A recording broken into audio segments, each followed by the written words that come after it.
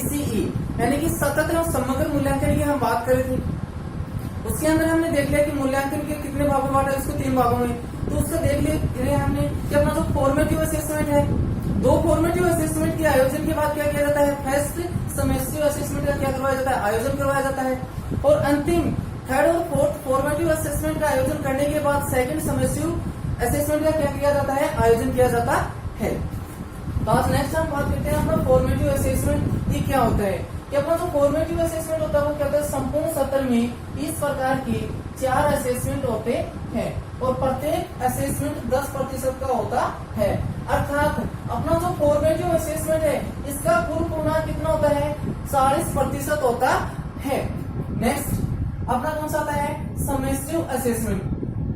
हम बात कर रहे थे फॉर्मेटिव की, तो अपना जो फॉर्मेटिव असेसमेंट है वो क्या होता है, उसका आयोजन और मूल्यांकन है वो दोनों ही काफी होते हैं, एक विद्यालय स्तर के ऊपर करवाए जाते हैं। नेक्स्ट आता है समेस्टिव असेसमेंट। ये क्या होता है कि संपूर्ण सत्र के अंदर 30% के 2 परीक्षणों का क्या किया जाता है, आयोजन किया जाता है। यानी कि कुल एग्रीगेट कितने प्रतिशत होगा, कुल पूर्णांक कितना होगा इसका, 60% हो गया। नेक्स्ट अपना जो समेस्टिव असेसमेंट है जिसका आयोजन सीबीएसई बोर्ड स्तर पर करवाया जाता है और मूल्यांकन भी बोर्ड स्तर पर किया जाता है। नेक्स्ट हम बात करें ग्रेडिंग फॉर्मूला इन सीसी, यानी कि सीसी के अंदर ग्रेडिंग फॉर्मूला क्या होता है, किस तरीके से ग्रेड है उनको डिवाइड किया जाता है, उन चीजों को देखते हैं। तो क्या होता है ये कि छात्र का समग्र मूल्यांकन तीनों क्षेत्रों की उपलब्धियों के आधार पर किया जाता है।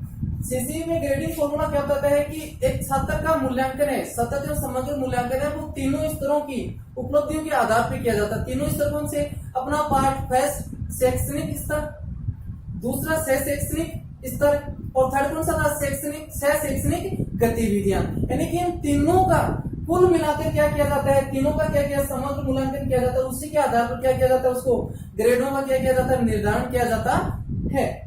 नेक्स्ट, यदि कोई छात्र पार्ट सेकंड व पार्ट थर्ड में अच्छे ग्रेड पॉइंट अर्जित करता है तो उसे पार्ट फर्स्ट के विषय में क्या मिलता है, लाभ मिलता है।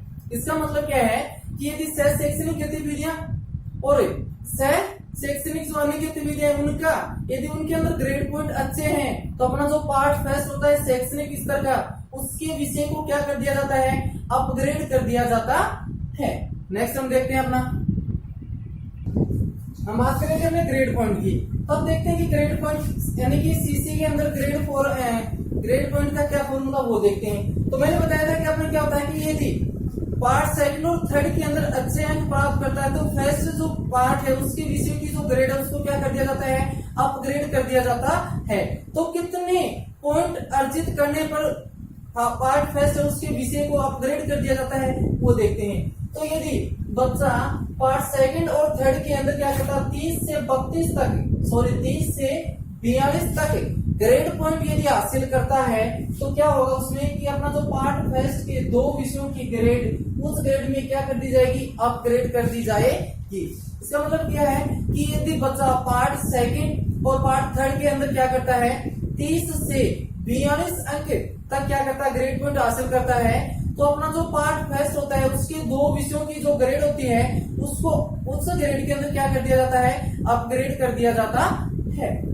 नेक्स्ट, यदि बच्चा क्या करता है 17 से 29 तक यदि ग्रेड पॉइंट अर्जित करता है तो क्या होगा कि पार्ट फर्स्ट के एक विषय की ग्रेड को उच्च ग्रेड में अपग्रेड कर दिया जाएगा। यदि बच्चा क्या करता है 17 से 29 तक अपने क्या करता है, अंक हासिल करता है, तो अपना जो पार्ट फर्स्ट होता है उसके एक विषय की ग्रेड को क्या कर दिया जाएगा, उच्च ग्रेड के अंदर उच्च ग्रेड को क्या कर दिया जाएगा, अपग्रेड कर दिया जाएगा। नेक्स्ट, यदि बच्चा क्या करता है 16 से कम अंक यदि प्राप्त करता है पार्ट सेकंड और थर्ड दोनों को मिलाकर यदि बच्चा 16 से कम अंक प्राप्त करता है तो उस कंडीशन के अंदर पार्ट फर्स्ट के किसी भी विषय की ग्रेड को उच्च ग्रेड के अंदर अपग्रेड नहीं किया जाएगा।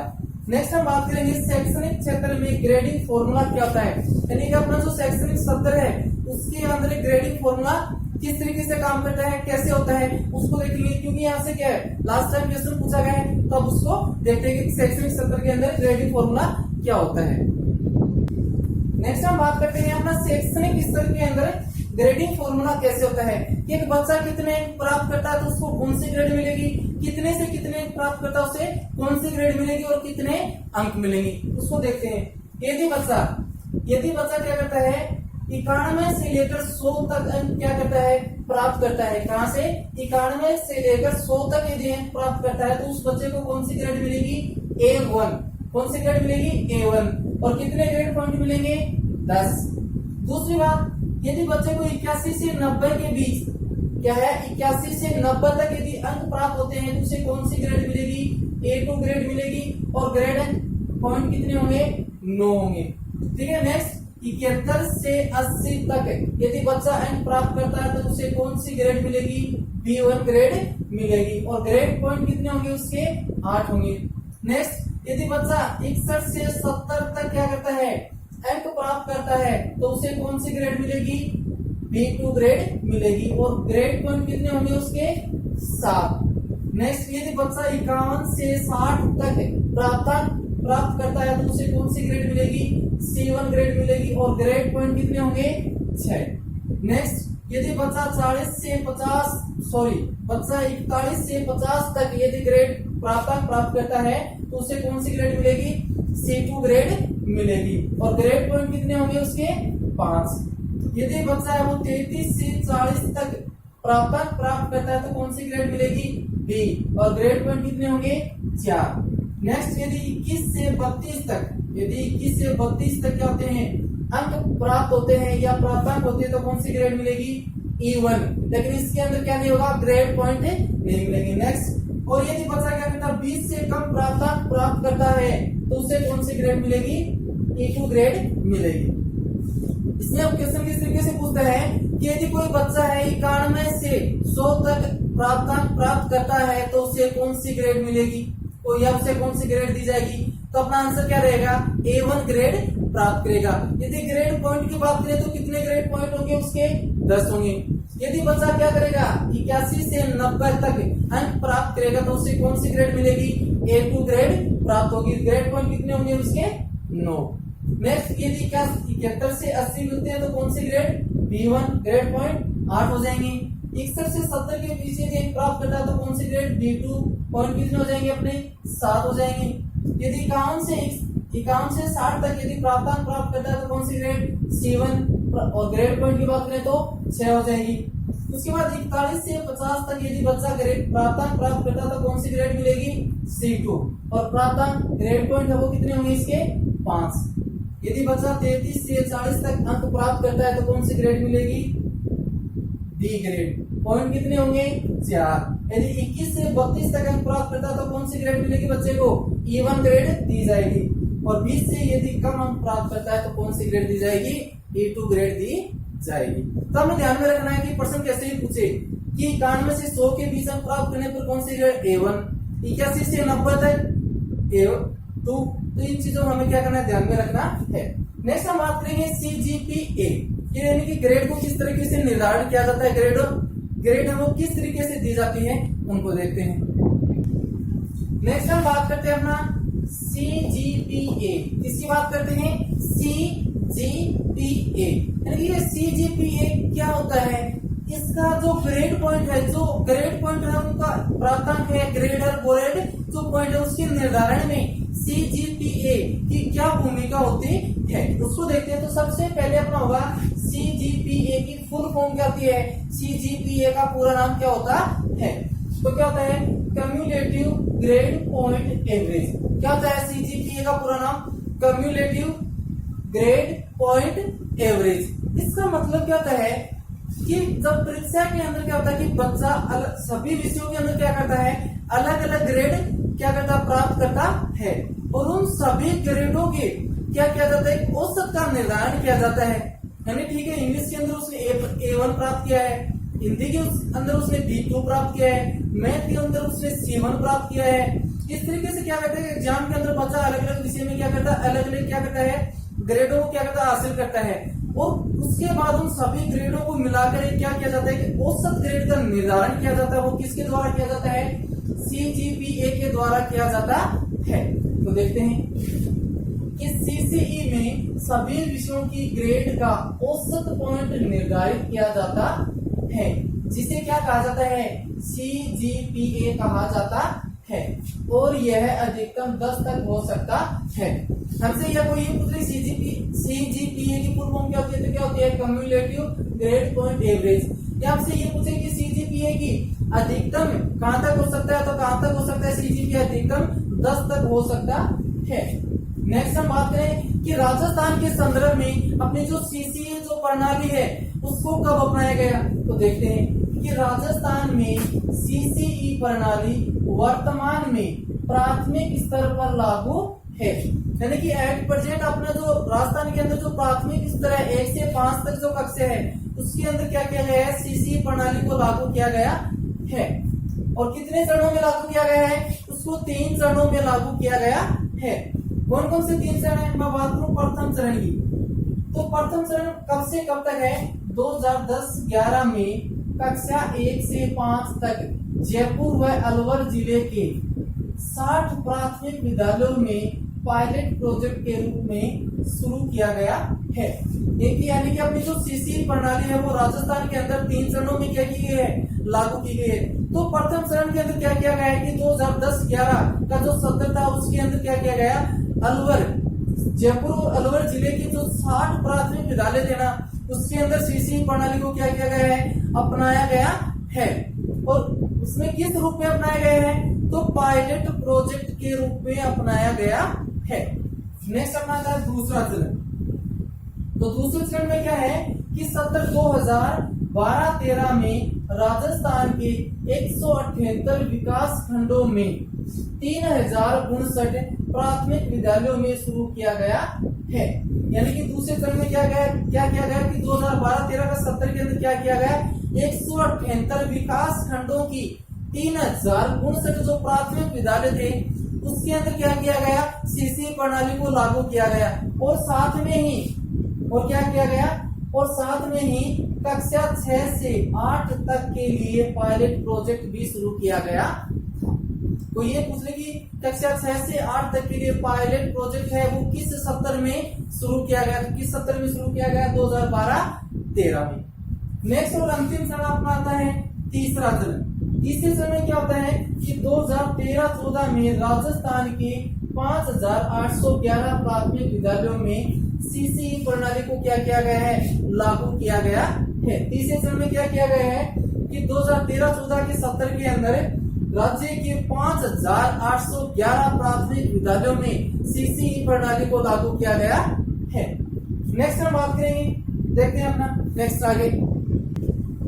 नेक्स्ट हम बात करते हैं कि कक्षा 5 के अंदर जो ग्रेडिंग फॉर्मूला होता है वो कैसे होता है।